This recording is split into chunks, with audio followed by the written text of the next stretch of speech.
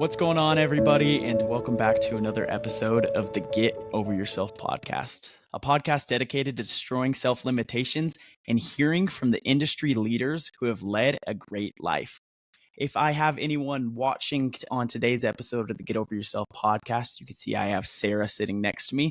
For all my listeners who are not watching on the preferred streaming platforms and just giving this episode a listen, I'm going to tell you a quick little note about Sarah before we jump full force into it. So Sarah Dethloff is a mother of 5 and a senior staff product manager at Bill, or formerly known as Divvy. She's been a product manager for more than 10 years after transitioning out of the classroom as a 6th grade teacher with Teach for America into the world of software startups, where she's led product teams and product strategy. She loves to read, garden, and mentor college students as new product managers. So Sarah, welcome to the Get Over Yourself podcast. I appreciate you hopping on with us today and sharing your insights. Yeah, thanks for having me, Brandon. Yeah, guys, so what you can expect a little bit in today's episode is learning a little bit about product management and her role as a senior product manager over at Bill. But before that, the real reason I wanted to interview Sarah here on the podcast is she is keen to detail when it comes to conversations. She is great at making sure somebody feels acknowledged, making sure that they feel like you're actually listening to them. So I want to apply a couple of those strategies into our daily conversations through all aspects of casual conversations, business-like relationships, as well as a little bit more in a romantic setting, how you can show your partner that you're actually listening to them. And going from there, we'll jump more into her role as a product manager and kind of how she's seen some of these strategies, these tips and tricks inside of her life actually come to pass and help her in her career. So guys, with all that being said, let's jump into today's episode.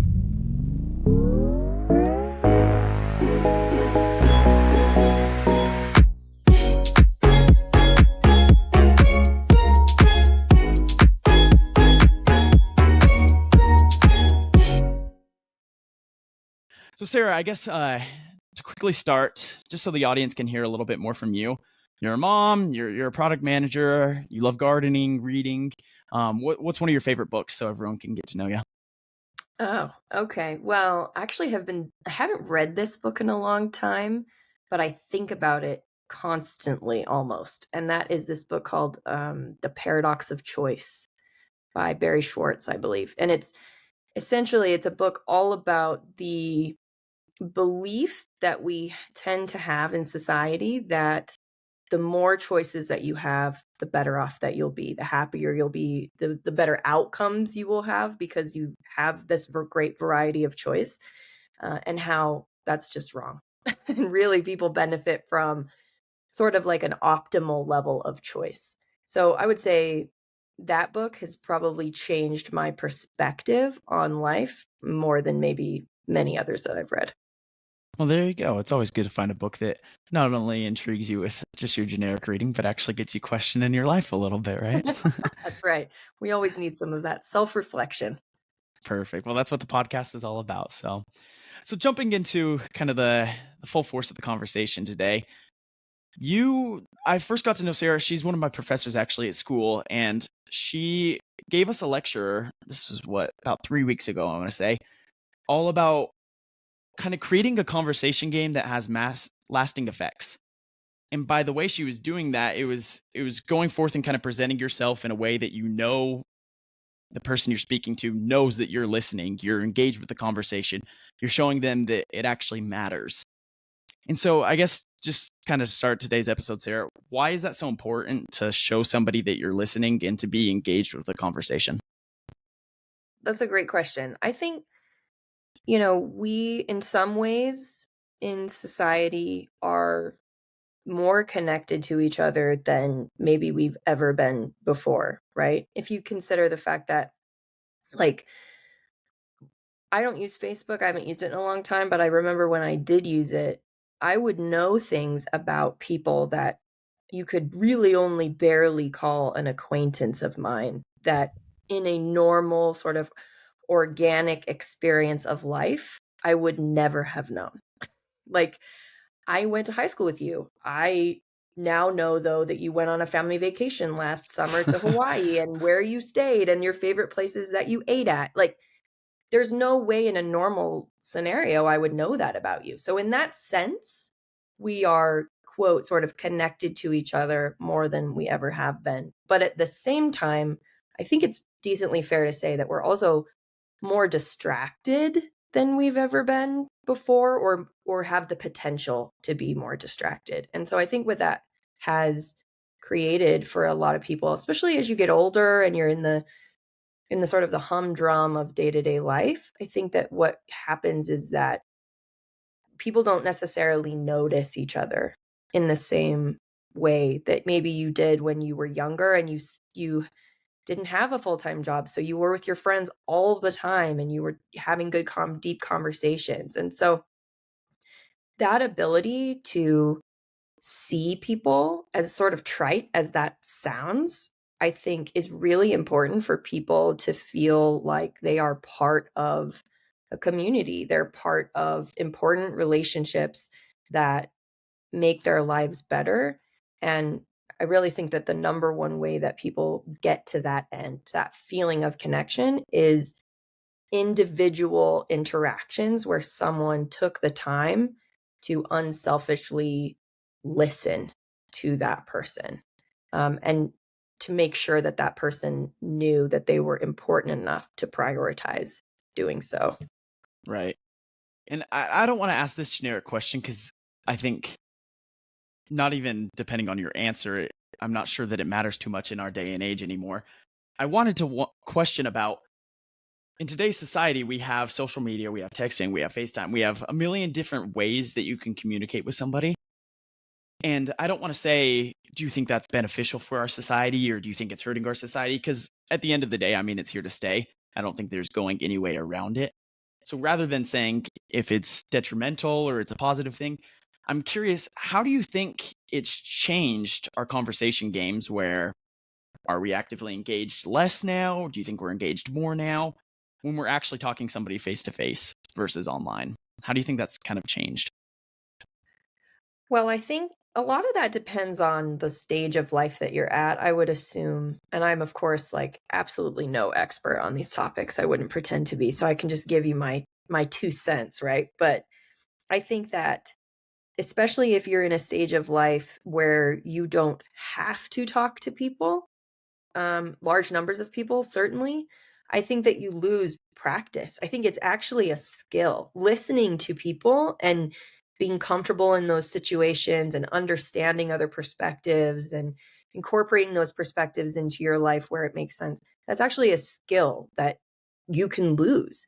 And even when you're in like grade school, college, you're around people all the time and you are being expected through outside structures to interact with those people. And they often do have different perspectives or experiences than you have. Whereas, for someone like me, for example, work is really the greatest number of people that I interact with at or I'm forced to interact with at any given Right, time. right. And really not that many people in the scheme of things, right? And so if I'm only ever talking to people on Zoom, if I'm only ever talking to people on text message, then I do lose some of that skill of like small talk, for example. Just those small things that can lead to more impactful relationships, more in-depth conversations. You lose some of that practice. And I think that's probably, at least in my own life,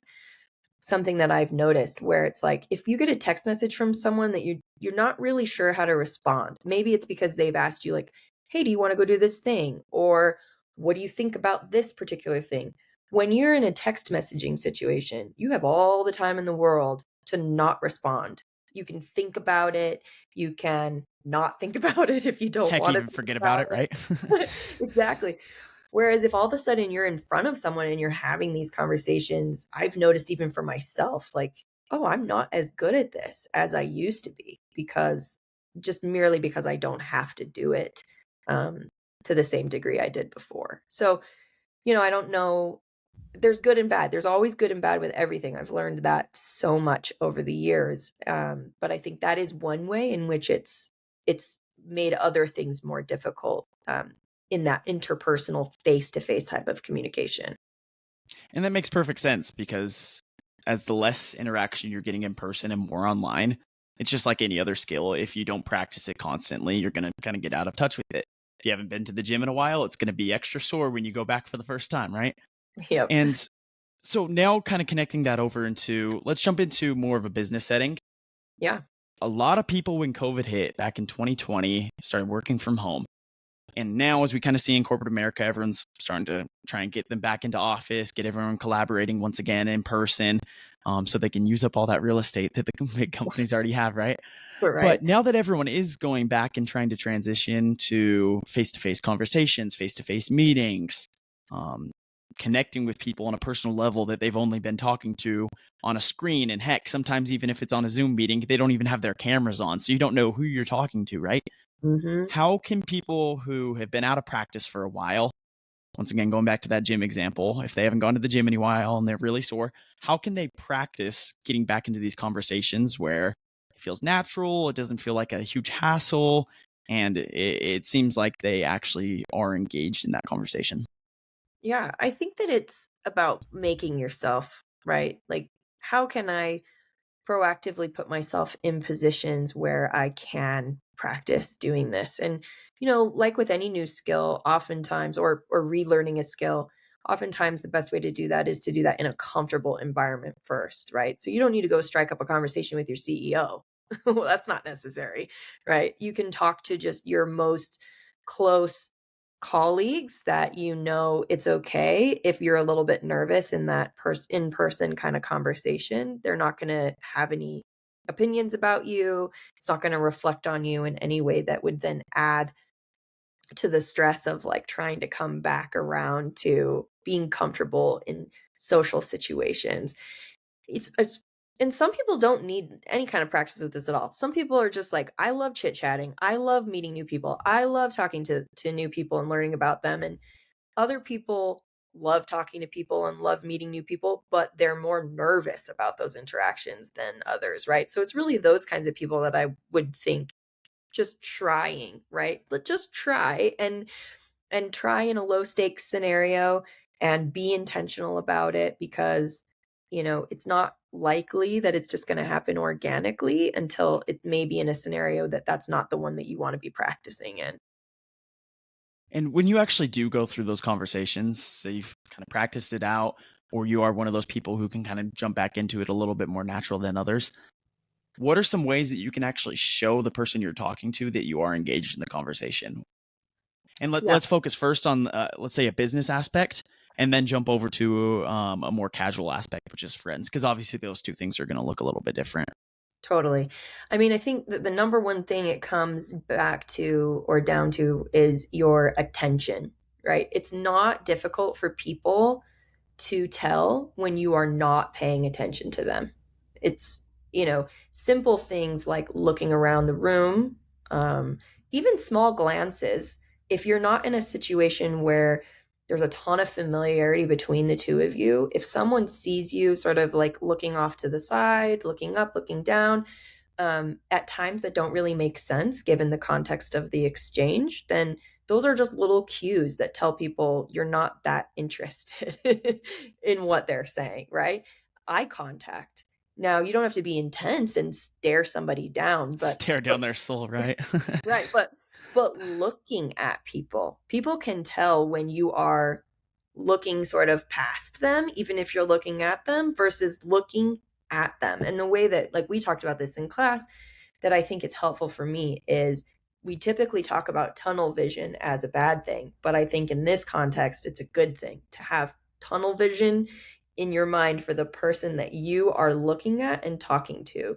You're giving them your attention. And I think that's just a decision that you make.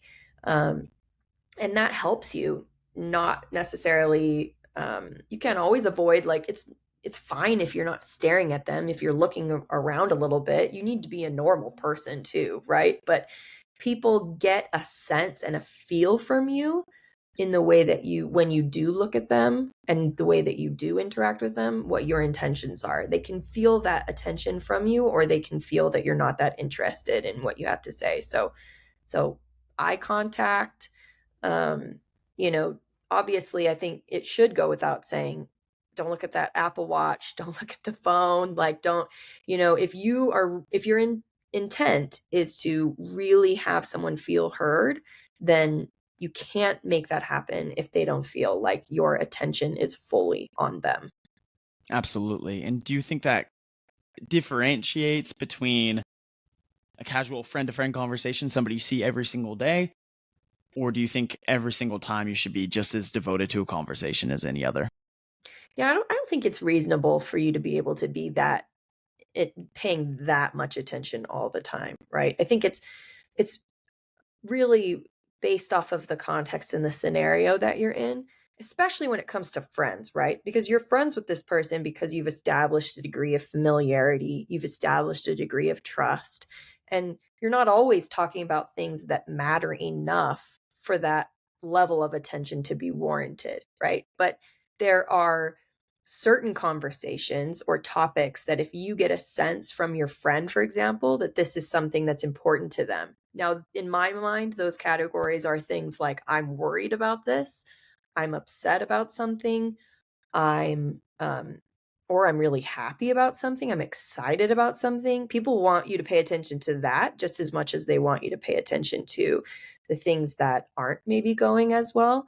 If you're talking about what movie you're going to see on the weekend, it may not be that important for you to be looking at someone in the eye during that conversation, right? But if someone's saying to you, "Hey, like I have a really big test coming up and I'm concerned about it."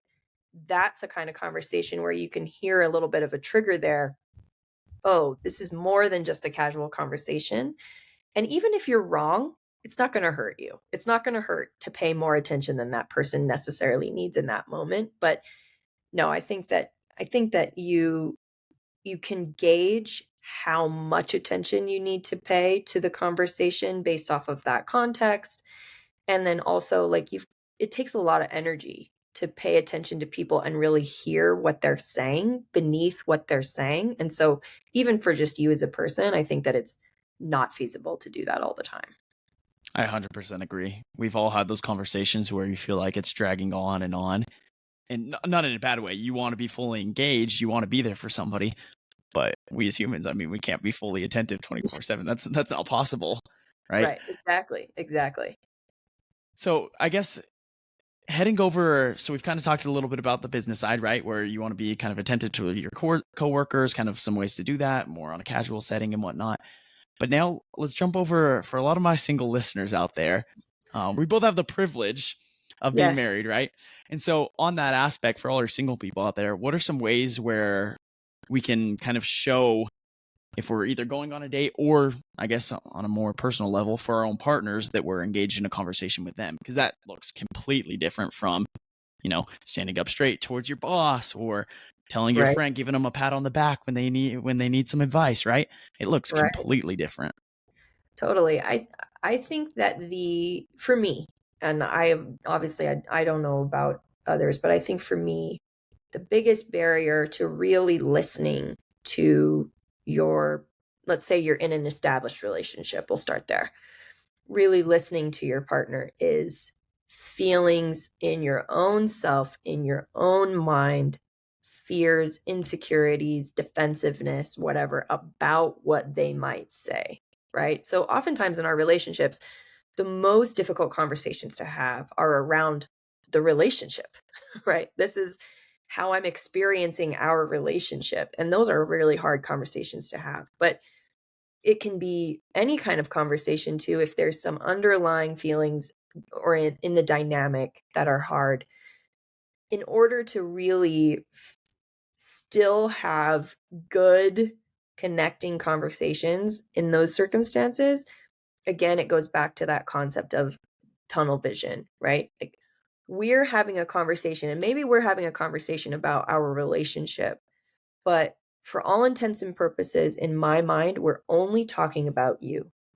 I can't think about what this means about me right now because if I think about what this means about me, then I might feel nervous. I might feel defensive. I might feel sad, embarrassed, like by what we're going to talk about, what you're going to say.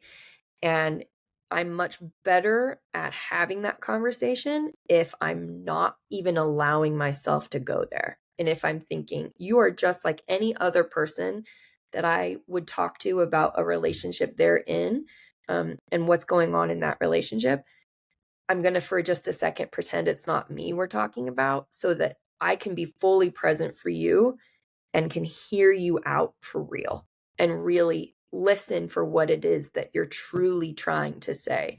Because if I'm instead playing sort of a talk track in my mind as you're talking, then I'm probably not going to behave or say what I ought to in that conversation because of my own feelings, right? And I think even though the example I've just given is maybe a more maybe a more difficult conversation, I think it applies in a dating scenario too, right? Where you don't have all that history with somebody. Maybe you're not nervous that they're going to be telling you something critical about something that you did or didn't do. But you're still in a situation where there's a certain degree of evaluation going on, right? That's why we're dating people. We're dating people because we're evaluating whether we feel like this is going to be a good match. And you're much more likely to be able to show warmth and curiosity and interest in that person if you're not sitting there actually just thinking the whole time, how do I look? Am I saying the right things? Was Right. that funny or was that a weird thing to say? Like, what are they thinking about that thing I just said? Right. It's again, it's a choice.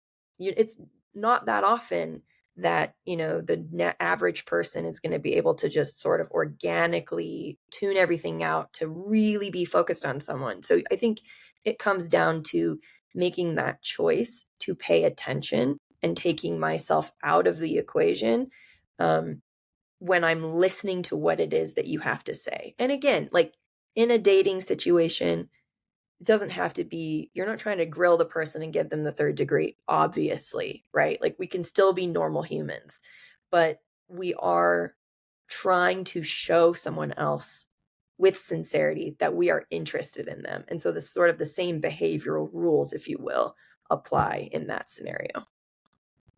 And I want to make this clear for all of the listeners out there too. This is definitely something you have to put into practice. I don't think me, Sarah, or anyone on this planet expects you to be perfect at it the first, second, third time. It's something I've definitely been working on inside of my life for the past 22 years now. And I feel like sometimes we often get inside our heads, especially in those conversations where you're like, oh gosh, should I have said that? What are they thinking about me right now? Should I Mm-hmm. take it back? Like, oh, maybe that joke was kind of mean. But I mean, it's already happened, right? Yep. The best thing you could do is kind of just keep pushing from there. If you said something too harsh, I guess you need to apologize first off, but then go back from there and just kind of learn from your mistakes. Something went Yeah. wrong, go back, analyze it later, kind of fix it on your own time. But don't sit there and analyze it when you're still talking to the person. Don't sit Yeah. there and focus on, oh man, I should do this or that or X, Y, or Z. Focus on the present right then and there. And once Yeah. again, guys, it takes practice. So I That's right. guess Sarah, jumping over to your corporate life now, right? Um, Maybe you can give the audience a little bit of knowledge about Divvy, or I guess you call it Bill now, and your roles there, but also expand upon how this principle of active listening has been impactful for you as your role as a product manager at Bill. Yeah, sure. So I work on the growth team at Bill. So any software company that has a growth team, that's the team that's focused on making sure that when people purchase the product or sign up for the product, if it's not a purchasing scenario, they're immediately seeing the value that the product gives them. So that's my team's primary focus. And as part of that, we get to talk to the people that maybe don't find value in the product because maybe not because it's not there, but because they didn't see it, right? Or they didn't make the decision to continue to use the product and renew their subscription, for example, right? Which at the heart of it, these are very human behaviors, right? That you need to understand why someone is or isn't doing something in a given scenario. And oftentimes software can be seen from the outside as as a pretty, I don't know, more like analytical field. And in that sense it is very analytical, but it's analytical at the end of the day in the world I've been in anyway, in software, of human behavior, human motivations. Why are people doing what they're doing? And then oftentimes too, why are they not doing something? Right? What I need to be able to understand that.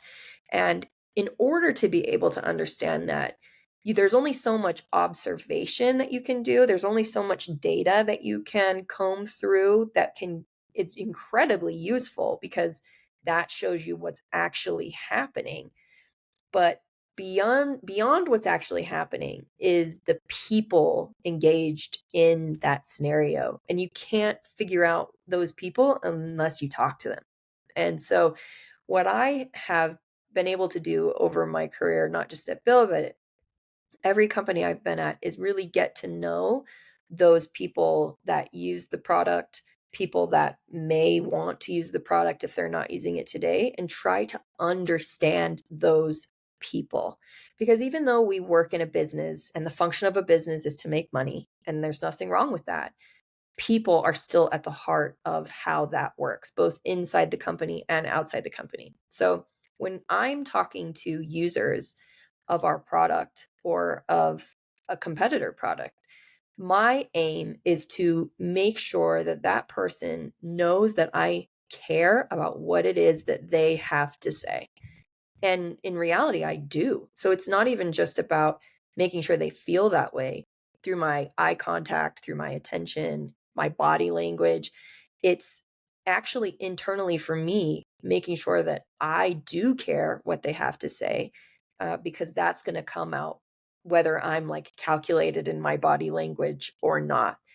And the way that that plays out oftentimes is that people aren't necessarily sure what you want to talk to them about or how the conversation is going to go. They may be a little bit nervous or apprehensive. They may be inclined to feel like you're looking for a right answer. Like what's the answer you want me to give, Sarah, in this conversation? And in order to break down those barriers and actually find out what's really going on, I have to be able to communicate with people in a sincere way where they feel like, oh, okay, this isn't a scenario where I have to say the right thing. You don't have to Most have yes men and women talking to you 24/7, exactly. right?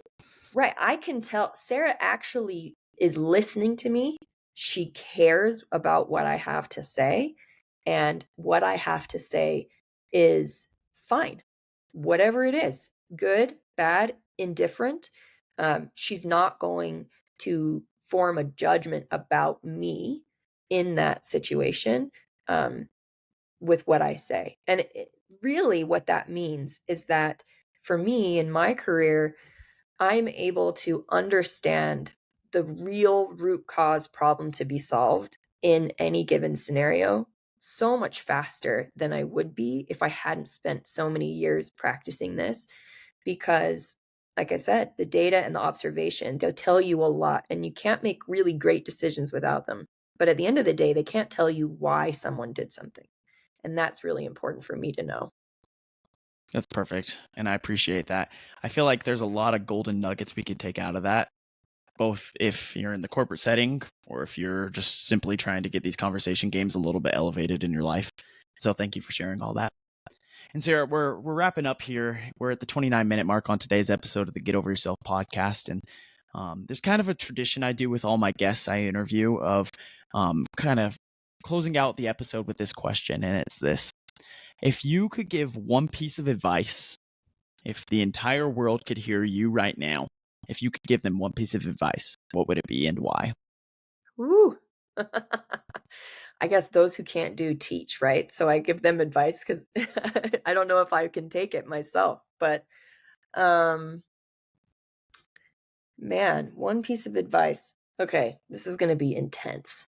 So, but that's how I roll. So you're just getting the real thing. I would say that the biggest piece of advice I have is to figure out where you as a person derive your value and make sure that that is where you want to be getting your value from. And the reason why I'm saying that is I think in reflecting, as I do a lot on my own life and the decisions that I've made and people close to me and people not close to me, um, the thing that I have noticed most often leads to poor, regrettable choices, patterns of behavior, is deriving your value from something that is not actually a helpful or valid place to be getting your value from. So I think if I could wave a magic wand, certainly for my children, with 5 children, if I could give them anything, it would be a healthy place where they derive their value from so that they can avoid chasing things that won't give them the feelings that they're searching for. Perfect. Well, thank you so much for that piece of advice here. And thank you for joining us on the Get Over Yourself podcast today. Guys, as always, if you have any questions, feel free to click the link down in the description below. That's how you can reach out to me. And if you have any questions directly for Sarah, feel free to shoot me a message and I can ask her personally for you as well. But at the end of the day, everybody, just remember it'll all be okay. Just take a step back and keep practicing your active listening.